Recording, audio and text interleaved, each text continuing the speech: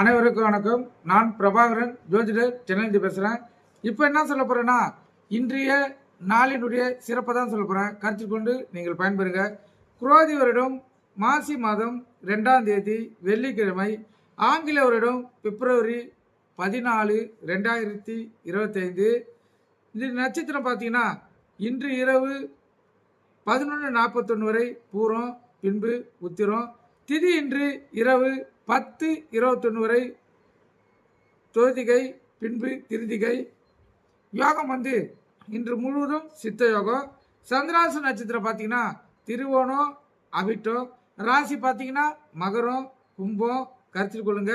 இந்த ராசி மகரம், கும்பம், சந்திராசனம் ஓரளவு தான் பாதிப்பை கொடுக்கும். ஆனால் மகர லக்னக்காரங்களுக்கும் கும்ப லக்னக்காரங்களுக்கும் 100% பாதிப்பு கொடுக்கும்.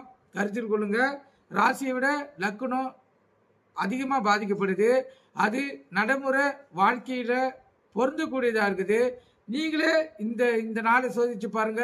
மகர லக்னக்காரங்களும் கும்ப லக்னக்காரங்களும் உங்களுக்கு இந்த சந்திராசுடைய வேலை தெரியும். சந்திராசு இருக்கிறதுனால வண்டி வாகனத்தை செல்லக்குள்ள மிகவும் கவனமாக செல்லணும். எக்காரத்து கொண்டும் வண்டி வாகனத்தை செல்லக்குள்ள மொபைல் போனை பயன்படுத்தி கொண்டு செல்லக்கூடாது.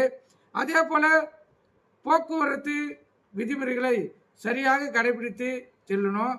வண்டி எடுக்கக்குள்ள வண்டியில் அனைத்தும் சரியாகதா பார்த்துட்டு, முக்கியமாக பிரேக் பிடிக்குதா பார்த்து தான் வண்டியை எடுக்கணும். கருத்தில் கொள்ளுங்க. சந்திராசிரங்க மிகவும் கவனமாக இருக்கணும். ஏன்னா சந்திராசிரம் 100% அது வேலை செய்யும். கருத்தில் கொண்டு நீங்கள் பயன்பெறுங்க.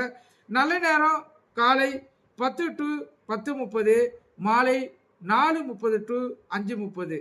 கௌரி நல்ல நேரம் காலை 12:30 to 1:30, மாலை 6:30 to 7:30. ராகு காலம் காலை 10 to 12. கருத்தில் கொள்ளுங்க. ராகு காலம் காலை 10 to 10:30 to 12. யமகண்டம் மாலை 3 to 4:30. யமகண்டம் மாலை 3 to 4:30. குளிகை காலை 7:30 to 9.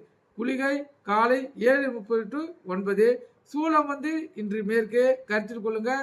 சூளம்னா தீபம் ஏற்றுறது, விளக்கு ஏற்றுறது, அது மேற்கு சைடு பார்த்து எரியணும். அதுதான் சூளம். கருத்தில் கொள்ளுங்க. அதே போல் குளிகை தான் மாந்தி தான் குளிகை. இந்த குளிகையை பொறுத்த மட்டும் முழுக்க கெடுதல் செய்யக்கூடிய கிரகம். இந்த காரியத்தை இந்த குளிகை டைமில் எந்த நல்ல காரியமாக இருந்தாலும் சரி, எந்த கெட்ட காரியமாக இருந்தாலும் செய்யக்கூடாது. கருத்தில் கொண்டு பயன்பெறுங்க. நன்றி, வணக்கம்.